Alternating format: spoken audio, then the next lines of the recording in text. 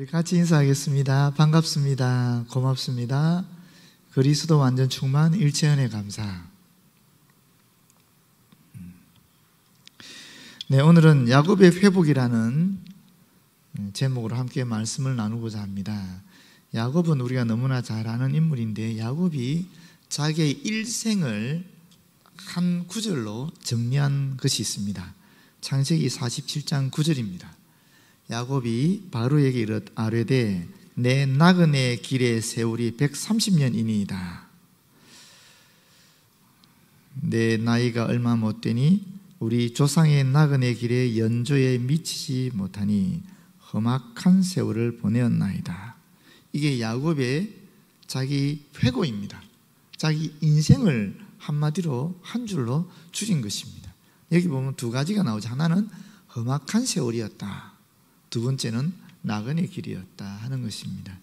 험악하다는 말은 단순히 좋지 않다라는 그런 소극적인 의미보다는 사실은 신체적인 고통이나 정치적인 고통을 가리키고, 또 동시에 도덕적으로나 신앙적으로도 하나님의 뜻에 배치되는 행위를 할 때 가리키는 그런 표현입니다. 다시 말하면 야곱이 자기 일생을 돌이켜 보니까 정말 힘들게 살았더라는 것입니다. 정신적으로나 육체적으로나 도덕적으로나 신앙적으로나 도대체 감당할 수 없는 그런 험난한 삶을 살아왔더라는 것입니다. 그 삶을 다 돌이켜보고 나니까 자기가 아둥바둥거리면서 눈에 보이는 거 다 자기 것을 하기 위해 그렇게 애를 쓰면서 사기도 치고 하여튼 온갖 계략과 온갖 힘을 다해서 다 쟁취했는데 돌이켜보니까 그것도 의미가 없더라는 것입니다. 왜? 인생이 영원하지 않더라는 것이죠. 잠깐이더라는 것입니다. 잠깐. 나그네의 길이라는 것, 잠깐 머물다 가는 길이라는 것을 깨달았다라는 것입니다. 결국 무슨 얘기입니까? 우리가 봐야 될 것은 눈에 보이는 세계가 아니라 눈에 보이지 않는 영원한 세계를 보아야 된다라는 것이죠. 근데 사실 야곱은 위대한 인생을 살았거든요. 위대한 인생을 살았는데 우리가 볼 때 가장 위대한 것이 무엇이었느냐 하면은 거룩한 체험이었습니다. 완전히 빈몸으로 엄청난 부를 이룬 사람이 야곱입니다. 홀로이면서 12아들 거느린 대단한 이스라엘 민족의 조상이 된 사람이 야곱이었지만은, 그러나 그의 가장 위대한 점이 어디 있는가? 하나님과 만난 거룩한 체험이라는 것입니다. 더 구체적으로 이야기하면 이스라엘이라는 이름을 받은 거룩한 체험입니다. 오늘은 이 이스라엘과 관련해서 야곱의 삶을 통해 하나님께서 저와 여러분에게 들려주시는 말씀에 귀를 기울이고자 합니다. 먼저 첫 번째, 야곱이 이스라엘의 이름을 받았습니다. 32장 22절에서 28절에 나오는 말씀인데요, 이 내용은 야복강 나루에서 하나님의 사자와 씨름했던 사건입니다. 사실 그 정확한 지명은 브니엘이거든요. 브니엘의 체험이라고 볼 수 있는데, 24절에 보게 되면 야곱은 홀로 남았더니 어떤 사람이 날이 새도록 야곱과 씨름하다가 자기가 야곱을 이기지 못함을 보고 그가 야곱의 허벅지 관절을 치매 야곱의 허벅지 관절이 그 사람과 씨름할 때에 어긋났더라. 이 얘기는 무슨 말이냐면 이런 얘기입니다. 지금 밧단-아람을 떠나서 고향으로 돌아가는데 이 야복나루, 다시 말하면 걸어서 건널 수 있는 얕은 여울입니다. 여기만 넘어가면 에스를 만나는 거예요. 근데 에스는 자기한테 엄청난 원한을 가지고 있잖아요. 그래서 복수하지 않을까 싶어 죽음의 공포 속에 빠져 있거든요. 그래서 자기가 갖고 있는 무리도 한때 두때 해서 다 보내고 마지막에 자기 홀로 남아서 고뇌하는 것입니다. 이걸 어떻게 해결할까 고뇌하는데, 그때 하나님의 사자가 나타난 거죠. 여기 씨름하다가 하는 말이 있는데 땅에서 먼지가 일어나서 쌓일 정도로 서로 붙잡고 격렬하게 싸우는 모습입니다. 근데 여러분, 근데 한번 생각해 보십시오. 하나님의 사자랑 인간이 싸워서 게임이 되겠습니까? 싸움이 되겠습니까? 그 적나라한 모습을 우리는 치매라는 단어를 통해서 알 수 있습니다. 치매하는 말이 무슨 뜻이냐면은 우리가 생각하면 딱 이렇게 때리는 것 같잖아요. 그거 아니에요. 만지니 이런 뜻입니다. 닿다, 만지다라는 뜻입니다. 다시 말하면 하나님의 사자는 단지 만지기만 했는데 야곱은 허벅지 관절이 부러져 버렸다라는 거예요. 그런데 무슨 싸움이 되겠어요? 싸움이 안 되는 거지요. 그럼에도 불구하고 뭐라고 얘기합니까? 지금 자기가 야곱을 이기지 못함을 보고라고 얘기합니다. 하나님의 사자가 패배를 당했다는 것이 아니라 이것은 야곱이 매달리는 것을 눌러서 꺾을 수 없었다라는 뜻입니다. 야곱이 완전히 매달렸다는 거예요. 간절하게 매달렸다는 거예요. 안 놓치려고 끝까지 붙잡았다라는 거예요. 그런 의미입니다. 그런데 하나님의 사자가 그에게 17절에 묻습니다. 내 이름이 무엇이냐? 야곱이 내 이름은 야곱입니다. 그랬겠지요. 28절에 그가 이르되 내 이름을 다시는 야곱이라 부를 것이 아니요 이스라엘이라 부를 것이니 이는 내가 하나님과 및 사람들과 겨루어 이겼음이니라. 이렇게 얘기합니다. 여기 또 이 하나님과 및 사람들과 겨루어 이겼다 하는 말은 사실은 사람들은 누구냐면 야곱이 브엘세바에서 에서와 겨루었던 것을 얘기하는 것입니다. 또 바담 아람에서 외삼촌 라반과 겨루었던 것을 얘기하는 것입니다. 그리고 이기었다 그러는데 이기었다는 표현은 우리가 알고 있는 그런 의미와는 조금 다릅니다. 여기 이기었다는 표현은 원래 능력이 있다, 강력하다 그런 뜻입니다. 그러니까 이걸 그대로 해석하면은 사실 반드시 승리했다라는 의미라기보다는 야곱이 하나님과 사람들 앞에서 능력을 나타내었다 이렇게 보는 것이 가장 바른 이해일 줄로 믿습니다. 그러니까 여러분, 이스라엘이라는 말 자체도 하나님과 겨루어 이겼다라는 의미보다는 오히려 인간이 어떻게 하나님과 싸워서 이기겠습니까? 그렇기 때문에 이 말씀은, 이 단어는 하나님과 더불어 싸운 사람, 하나님의 도움을 받아 싸운 사람, 이런 것이 원래 의미라고 볼 수 있겠습니다. 야곱이 지금까지는 인간적인 계략으로, 인간적인 능력으로 외롭게 싸워왔지만은 이제부터는 하나님과 더불어 하나님과 함께 싸워나가는 자가 되었다라는 의미가 이 이스라엘이라는 의미입니다. 그런데 여러분, 우리가 알다시피 이 성경에서 이름이라는 것은 단순히 호칭이 아니지요. 사물이나 사람의 호칭이 아니잖아요. 이 이름이라는 것은 뭘 의미한다 그랬습니까? 그 사물이나 사람의 존재나 성격이나 속성을 의미한다 그랬습니다. 그러면 원래 야곱이란 이름의 뜻이 무엇이었습니까? 발 뒤꿈치를 잡은 자 또는 속이는 자라는 뜻을 가지고 있었거든요. 그런데 이제 어떻게 바뀌게 되었습니까? 하나님과 더불어 싸우는 자, 하나님과 함께 싸우는 자, 하나님이 함께하는 자 하는 뜻으로 그 이름이, 그의 정체성이, 야곱의 속성이, 그 존재가 변화되었다는 것입니다. 그런 의미가 담겨 있는 것입니다. 이름을 주었다는 것은. 두 번째, 또 제가 예전에 말씀드린 기억이 납니다만은 이름을 주는 사람은 그 이름을 받는 대상의 소유권자이고 통치권자라고 얘기하신 것을 기억합니까? 야곱은 처음에 누구로부터 이름을 받았습니까?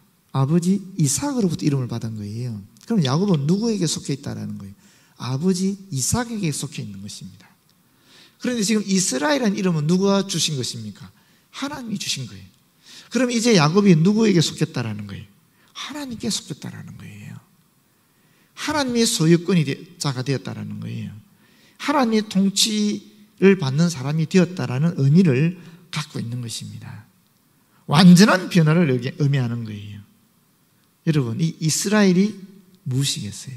저와 여러분에게는 그리스도인입니다. 성도라는 것입니다. 하나님의 자녀라는 것입니다. 그전에는 저는 자연인 김은섭이었습니다만은 이제 예수 그리스도로 말미암아 하나님의 은총으로 그리스도인이 된 것입니다. 하나님의 자녀가 된 것입니다. 우리의 존재가 완전히 바뀐 거예요. 우리의 소유권자가 바뀌어버린 것입니다. 그런 의미가 여기 있다라는 것입니다. 그런데 여러분, 두 번째로 야곱의 이스라엘 이름 상실과 회복에 대한 말씀을 나누고 싶은데, 야곱이 이 이름을 무려 2번이나 상실합니다. 안타깝게도. 그리고 하나님께서는 그를 또 2번이나 회복시켜 주십니다. 먼저 첫 번째는 세겜에서의 상실과 회복입니다. 야곱은 지금 이 32장 28절을 통해서 분명히 하나님으로부터 이스라엘이라는 이름을 받았습니다. 그러면 그 이스라엘이라는 이름의 정체성대로 살아가야 되는데 그렇게 살지 않았다라는 것을 보여주고 있습니다. 그 이름을 받았으면 그 다음에 나오는 33장에는 뭐라가 나와야 됩니까? 이스라엘이 이렇게 나와야 되지 않겠습니까? 그런데 33장 1절에 야곱이 이렇게 나옵니다. 야곱이 눈을 들어보니. 하나님께 이름을 받았는데 야곱에게는 그 이름에 대한 정체성이 없었다라는 거예요. 그 정체성 없이 살아가다 보니까 실수할 수밖에 없는 겁니다. 추락할 수밖에 없는 것입니다. 절망에 빠지고 두려움 속에 빠질 수밖에 없는 것입니다. 그 이야기가 34장에 나옵니다. 여러분, 사실은 이 34장의 상실을 이해하기 위해서는 한 가지 더 우리가 이해할 것이 있는데 그게 뭐냐면 28장에 나오는 베델의 서원입니다. 야곱이 집을 떠나서 홀로 외삼촌을 향해 갑니다. 얼마나 외롭고 떨렸겠어요. 두려웠겠어요. 그래서 자다가 지쳐서 자다가 꿈을 꾸게 됐는데 거기서 무슨 꿈을 꿉니까? 사닥다리 꿈을 꾸는 거예요. 하늘까지 닿아 있는 사닥다리. 거기서 하나님의 사자들이, 천사들이 왔다 갔다 하고 또 거기 계시는 하나님을 만났잖아요. 그리고 하나님께서 언약의 약속을 주시거든요. 그것을 꾸고 난 다음에 일어나서 야곱이 했던 서원이 있습니다. 그 서원이 28장 20절에서 22절에 나옵니다. 야곱이 서원하여 이르되 하나님이 나와 함께 계셔서 내가 가는 이 길에서 나를 지키시고 먹을 떡과 입을 옷을 주시어 내가 평안히 아버지 집으로 돌아가게 하시오면 여호와께서 나의 하나님이 되실 것이요 내가 기둥으로 세운 이 돌이 하나님의 집이 될 것이요 하나님께서 내게 주신 모든 것에서 10분의 1을 내가 반드시 하나님께 드리겠나이다 하였더라. 이게 야곱의 서원입니다. 지금 내가 홀몸으로 가지만 하나님께서 나를 지켜주시면은 내가 다음에 금요환영하게 되면은 그때는 제가 이 베델에 와서 하나님께 예배를 드리고 11조를 드리겠습니다. 이렇게 서원한 거예요. 그 서원의 내용은 간단합니다. 한마디로 얘기하면 하나님만 섬기겠습니다 하는 것이고, 하나님을 섬기는 구체적인 내용이 두 가지인데, 하나는 다른 우상에 예배하지 않고 하나님께 예배드리겠다는 것이고, 또 두 번째 그 구체적인 행위가 11조라는 것입니다. 왜? 이 세상은 물질이 지배하는 세상이니까, 황금 만능의 세상이니까 하나님이 나의 하나님이시는 고백하는 가장 구체적인 행위가 11조거든요. 그래서 예배와 11조를 통해 하나님을 섬기겠습니다라고 서원한 것입니다. 그리고 드디어 무려 20년의 세월이 지난 다음에 홀로 간 야곱이 엄청난 무리를 거느리고 엄청난 부를 가지고 금이환영하게 되었습니다. 더군다나 이스라엘이라는 이름까지 받게 되었습니다. 그러면 어떻게 되는 것입니까? 서원한 대로 어디로 가야 되죠? 베델로 가야 되는 거예요. 베델로 가서 제단을 쌓고 예배를 드리면서 11조를 드리면서 하나님께 예배 드려야 되는 것입니다. 감사의 예배를 드려야 되는 것입니다. 그런데 야곱은 어디로 갔습니까? 세겜으로 갔습니다. 세겜으로 가게 되니까 거기서 큰 사건이 일어납니다. 어떤 사건입니까? 야곱의 딸 중에 디나가 있는데 얘가 너무 이쁜 거예요. 그러다 보니까 세겜 성읍에 있던 추장, 그 이름이 세겜입니다. 세겜 족속에 추장이 있겠죠. 그 세겜이 이 딸을 납치해서 강간해버린 거예요. 그리고는 결혼하자 그러는 거예요. 이 소식을 들은 야곱의 아들들이 분노합니다. 특히나 그 친오빠들 있잖아요. 시몬, 레위가 굉장히 화가 났어요. 그래서 모략을 쓰는데 어떻게 하느냐 하면 너희들이 우리와 결혼하려고 하면은 할례를 받아야 된다. 세겜이 추장이니까 자기 성읍에 있는 주민들을 다 설득시킨 거예요. 야, 쟤들 정말 이쁘지 않냐? 쟤들 재산 우리가 결혼해서 다 가져오자. 그러기 위해서 우리가 할례를 받아야 된다 그러더라. 해서 전체가 할례를 받은 거예요. 사흘째 되는 날 가장 고통스러운 그 시간대에 시몬과 레위가 쳐들어간 거예요. 쳐들어가서 세겜 성읍에 있는 남자들은 다 죽여버리고 나머지는 노력한 거예요.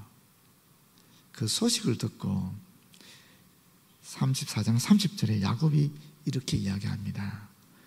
시몬과 레위에게 이르되 너희가 내게 화를 끼쳐 나로 하여금 이 땅의 주민 곧 가나안 족속과 브리스 족속에게 악취를 내게 하였도다. 나는 수가 적은즉 그들이 모여 나를 치고 나를 죽이리니 그러면 나와 내 집이 멸망하리라. 지금 공포에 사로잡혀 있는 겁니다. 죽음의 공포에. 여러분, 이게 말이 됩니까?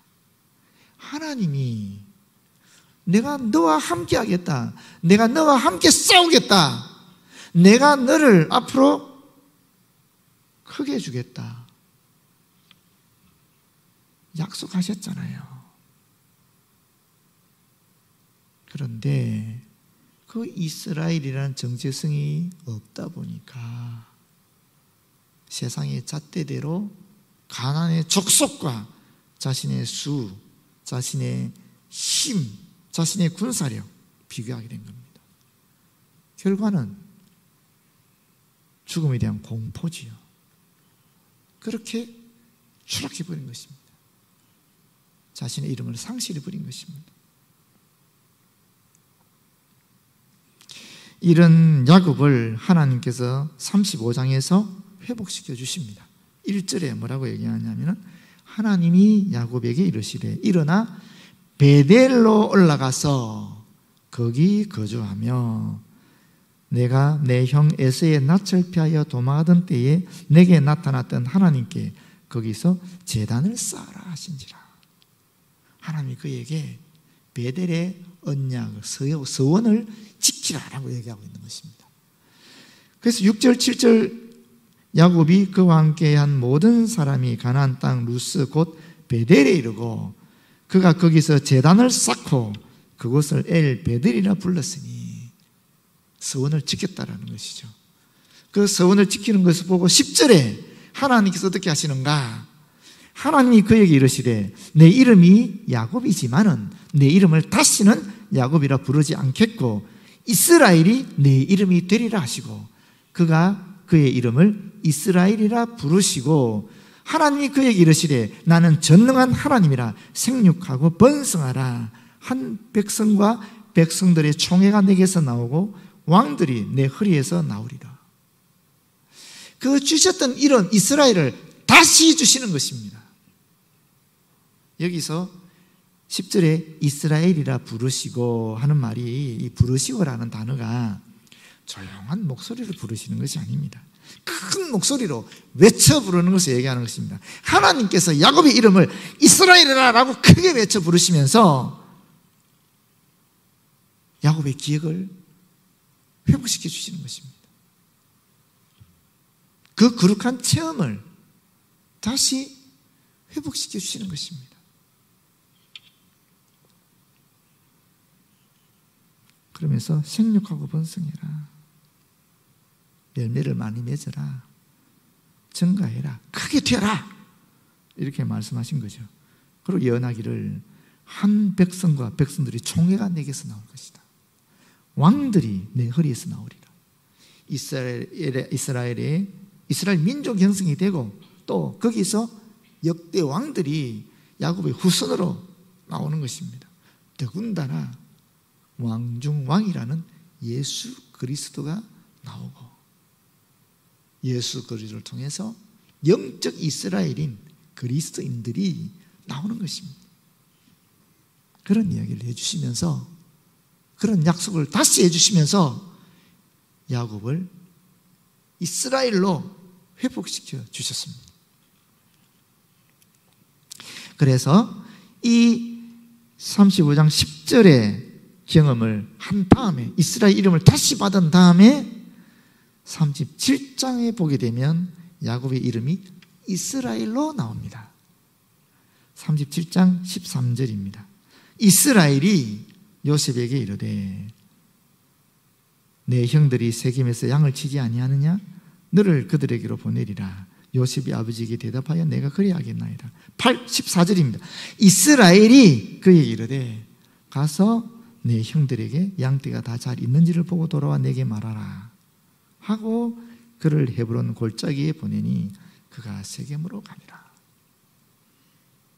얘도 세겜으로 가네요. 하여튼 중요한 것은 뭡니까? 이스라엘 이름을 다시 받은 다음에 성경에 분명하게 야곱이란 이름이 없어지고 이스라엘이란 이름이 불려지고 있는 것입니다. 그렇게 기록되고 있는 것입니다. 묘하지요? 그런데 이제 이런 이스라엘 이름을 회복한 야곱이 또 상실하는 사건이 일어나는 것이 요셉 사건입니다. 요셉으로 말미암아 또 이 이스라엘 이름을 상실하게 되고 하나님께서 회복시켜 주시는 사건이 또 일어납니다. 그것이 어디 있느냐 하면은 이 37장에 나오는 내용입니다. 요셉은 야곱의 편애를 받았던 인물이죠. 어느 정도로 편애를 했느냐면 채색 옷을 지어줬거든요. 여러분 우리나라 6.25 영상을 보게 되면 1950년대 영상을 보게 되면 우리나라 사람들이 다 흰 무명 옷을 입고 있는 것을 보게 됩니다. 1950년에 그때 우리나라에서도 거의 흰 옷만 입었어요.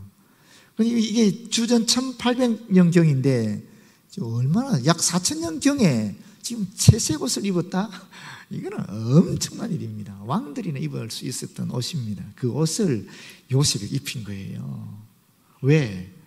요셉은 자신이 가장 사랑했던 아내 라헬의 큰아들이었거든요. 그리고 라헬이 일찍 죽지 않습니까? 베냐민을 낳고 나서 죽거든요. 그러니까 요셉을 보면 자기가 가장 사랑했던 아내 라헬이 생각이 나는 거예요. 특별하게 요셉을 야곱이 그래서 사랑했던 것입니다. 그리고 또 요셉이 조금 지혜롭고 좀 겸손하면 좋은데 얘가 철이 없어서 그런지 지가 꾼 꿈을 그냥 그대로 얘기하잖아요. 자기가 꿨던 꿈을. 어떤 꿈 꿨습니까? 자신이 묶은 곡식단이 있는데 형들이 묶은 모든 곡식단들이 다 자기가 묶은 곡식단에게 절을 하더라. 또 얼마 지나가지고는 해와 달과 11별이 자기를 별을 향해서 절을 하더라. 그 얘기 듣고 좋아할 형들이 어디 있겠어요? 편애도 받지, 건방지지. 그러니까 요셉이 아버지 심부름 오니까 바로 팔아버렸잖아요. 은 20에 죽이려고 하다가 차마 죽이지를 못하고 팔아버린 것입니다. 그리고 나서 형제들이 요셉에게 와서 아버지 야곱에게 와서 이야기하는 내용이 37장 33절에 35절입니다. 아버지가 그것을 알아보고 순념소의 피에 적신 채색 옷입니다. 대번에 알죠. 자기 아들이 오신 것을 알아보고 이르되 내 아들의 옷이라 악한 짐승이 그를 잡아먹었도다. 요셉이 분명히 찢겼도다 하고 자기 옷을 찢고 굵은 배로 허리를 묶고 고대 건너온 사람들이 슬픔을 표현하는 행동이겠습니다. 그리고 뭐라 그럽니까? 오래도록 그의 아들을 위하여 애통하니 그의 모든 자녀가 위로하되 그가 그 위로를 받지 아니하여 이르되 내가 슬퍼하며 스올로 내려가. 이 스올은 육체를 떠난 영혼이 거하는 그런 보이지 않는 세계입니다. 아들에게로 가리라 하고 그의 아버지가 그를 위하여 울었더라. 소리치며 통곡했다는 것입니다. 삶의 의미가 사라져버린 것이죠. 야곱에게는 요셉이 자신의 삶의 의미였어요. 그런 요셉이 죽었다는 얘기를 들으니까 삶의 의미가 사라지게 되고 또 그 안에 얼마나 큰 자책감이 있었겠어요. 왜냐하면 요셉을 혼자 보내지 말고 좀 무리지어서 보냈으면 안 죽었을 것인데 괜히 그 먼 길을 혼자 보내가지고 애가 죽었구나 하면서 자기 스스로에 대한 어떤 죄의식 같은 것이 또 있지 않았겠습니까? 그러면서 야곱이 집거해버리는 것입니다. 그 다음에 42장 1절에 처음 이 야곱의 이름이 나오는데 어떻게 나올 것 같아요? 이스라엘이라 나오겠어요? 야곱이라 나오겠어요? 야곱으로 나옵니다. 그때에 야곱이 애굽에 곡식이 있음을 보고 42장 36절에도 그들의 아버지 야곱이 42장 38절에도 야곱이 이르되 이렇게 이야기하고 있습니다. 계속 야곱이라고 이름이 나옵니다.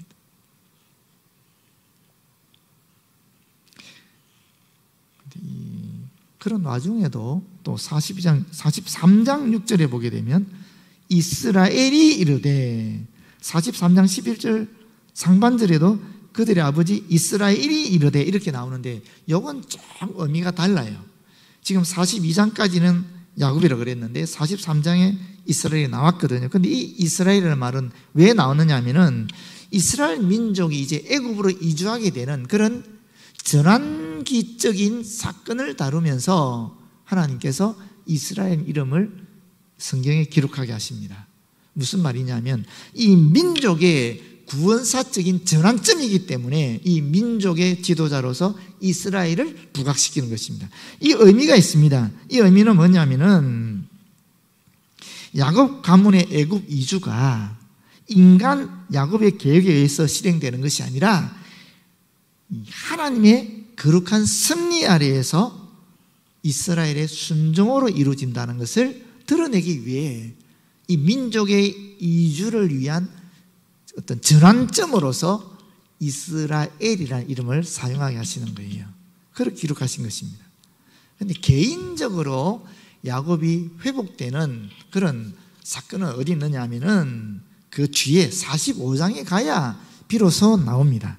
45장에 25절부터 지금 오늘 읽은 본문이죠. 요셉이 살아있다는 소식을 들으면서 야곱이 개인적으로 다시 이스라엘이 되는 것입니다. 그 내용은 다음과 같습니다. 25절에 그들이 애굽에서 올라와 가나안 땅으로 들어가서 아버지 야곱에게 이르러 알리에 이르되 요셉이 지금까지 살아있어 애굽 땅 총리가 되었더이다. 이걸 믿을 수 있겠습니까? 야곱이 그들의 말을 믿지 못하여 어리둥절하더니 그들이 또 요셉이 자기들에게 부탁한 모든 말로 그에게 말하며 그들의 아버지 야곱은, 여기도 야곱으로 나오잖아요. 야곱은 요셉이 자기를 태우려고 보낸 수레를 보고서야 기운이 소생한지라. 이게 중요한 말입니다. 기운이 무슨 말이냐면 루아크라는 말입니다. 루아크라는 단어인데 이것은 창세기에서 하나님께서 흙으로 사람을 빚어서 당신의 숨을 불어넣지 않습니까? 그 숨이 루아크입니다. 하나님의 영이라 그랬을 때도 그때도 루아크라는 말을 씁니다. 또는 마음이라 할 때도 루아크라는 말을 쓸 때가 있어요. 중요한 것은 뭐냐면 이 루아크라는 말을 한마디로 말하면 영혼입니다. 영혼. 소생했다, 다시 살아났다는 것 아닙니까? 영혼이 되살아났다라는 것입니다. 요셉이 살아있다라는 것을 확실히 알게 되면서 야곱의 영혼이 되살아났다라는 것입니다. 그럼 그전에는 죽어 있었다라는 것이죠. 그러면서 여러분 28절에 영혼이 되살아난 다음에 야곱의 이름이 바뀝니다. 28절에 이스라엘이 이르되 라고 나옵니다. 바로 그 앞절에 야곱이었는데 28절에는 이스라엘이 되는 거예요. 이스라엘 이르되 족하도다. 이 족하다는 말은 요셉이 보낸 수레를 통해서 요셉이 살아있는 것을 확실히 증거로 알게 되었다 하는 뜻입니다. 족하도다. 요셉이 살아있는 것이 사실이었구나 하는 그런 이야기입니다. 내 아들 요셉이 지금까지 살아있으니 내가 죽기 전에 가서 그를 보리라 하니라. 그리고 29절 30절에 보게 되면 또 나옵니다. 요셉이 그의 수레를 갖추고 고센으로 올라가서 그의 아버지 이스라엘을 맞으며 그에게 보이고 그의 목을 어긋 맞춰 안고 얼마 동안 울매 30절에 뭐라 그럽니까? 이스라엘이 요셉에게 이르되, 야곱이라 그러지 않습니다. 이스라엘이 요셉에게 이르되 내가 지금까지 살아있고 내가 내 얼굴을 보았으니 지금 죽어도 족하도다. 이걸 직역하면 나는 지금 죽고 싶다라는 뜻입니다. 실제로 죽고 싶다는 건 아니겠지요. 그런 의미가 아니겠지요. 무슨 의미냐면 이제 죽더라도 기쁘게 죽을 수 있다. 우리식으로 표현하면 이제 죽어도 여한이 없다라는 그런 의미입니다. 여러분, 여기서 우리는 두 가지를 발견하게 됩니다. 첫 번째가 뭐냐면은 우리의 삶의 의미가 어디 있느냐 하는 것입니다. 야곱은 비록 이스라엘이라는 이름을 받았고 정체성을 가졌지만은 여전히 그의 삶의 의미는 눈에 보이는 유한한 순간이 지나지 않는 요셉이었습니다. 요셉이 사라지게 되니까 그의 삶의 의미가 사라져버리면서 다시 예전 자연인이었던 야곱으로 돌아가 버린 것입니다. 저와 여러분도 마찬가지입니다. 하나님으로부터 예수 그리스도를 통하여 우리는 그리스도인, 성도, 하나님의 자녀라는 칭호를 얻었습니다. 그런데 우리가 눈에 보이지 않는 영원한 세계를 바라보지 못하고 눈에 보이는 이 세계에 갇혀서 유한한 것에 우리의 삶의 의미를 두게 되면 유한하니까 사라질 때가 있는 것이죠. 그렇게 되면 우리의 삶의 의미도 사라져버리게 되면서 우리가 야곱이 경험했던 그런 절망 속에 빠져들게 된다는 것입니다. 정말 우리가 삶의 의미를 가져야 될 때가 어디 있는가? 영원한 것입니다. 눈에 보이지 않는 것입니다. 누구겠어요? 예수 그리스도이십니다. 예수 그리스도에게 우리가 삶의 의미를 두기 때문에 우리가 그리스도인이 되는 것입니다. 그렇지 않으면 우리는 자연인이 지나지 않는 것입니다. 영원한 예수 그리스도의 의미를 둔다, 삶의 의미를 둔다. 그 구체적 행위가 무엇인가? 예배드리는 삶입니다. 그 구체적인 표현이 11조입니다. 죄송하지만 여러분, 이 황금 만능주의, 물질이 이 세상을 지배하는 세상 속에서 아니다, 하나님이 나의 주인이시다 라고 고백하는 것이 11조거든요. 그 다음에 두 번째 우리가 생각할 것은 뭐냐? 이 야곱이 요셉을 만났을 때에 이제 죽어도 좋다, 얼마나 기뻐하고 즐거워했으면 이런 말을 하겠어요. 지금 요셉이 팔려갔다가 다시 야곱을 만날 때 자기 아버지를 만나는 시간이 얼마쯤 됐을 것 같아요? 아마 한 15년 또는 한 20년? 한 15년 정도 됐으리라고 예상할 수 있는데 15년, 20년이겠지요. 그동안 야곱은 절망 속에 빠져서 슬픔 속에 빠져서 있었습니다. 그런데 그 지난 모든 눈물이, 슬픔이, 고통이, 그 절망이 요셉을 만나면서 한순간에 다 사라지는 것입니다. 과거가, 눈물이 완전히 사라지는 영원한 기쁨을 누리게 되는 것입니다. 여러분, 우리에게도 그 기쁨이 놓여 있습니다. 그 기쁨이 무엇이겠습니까? 하늘나라지요. 천성이지요. 하늘나라 가게 되면 우리 주 예수 그리스도를 만남으로 이 땅에서 우리가 겪었던 억울함, 슬픔, 눈물, 고통 순식간에 다 사라져버리고 영원한 기쁨을 누리게 된다는 것입니다. 계시록 21장 4절 있지 않습니까? 모든 눈물을 그 눈에서 닦아주시니 다시는 사망이 없고 애통하는 것이나 곡하는 것이나 아픈 것이 다시 있지 아니하기니 처음 것들이 다 지나갔음이로라. 아멘. 여러분, 모쪼록 하나님께서 우리 주신 이 이름, 그리스도인, 성도, 하나님의 자녀, 이 이름에 대한 정체성을 분명히 우리가 기억하고 하나님께서 우리와 함께 하시니 이 땅에서 온전히 영원하신 예수 그리스도를 바라보고 천성을 향해 달려가는 저와 여러분 되었으면 참 좋겠습니다. 기도하겠습니다. 하나님 감사합니다. 그리스도인으로서 천성을 향해 달려가는 저희들 되어지도록 역사하여 주시옵소서. 예수님 이름으로 기도드립니다. 아멘.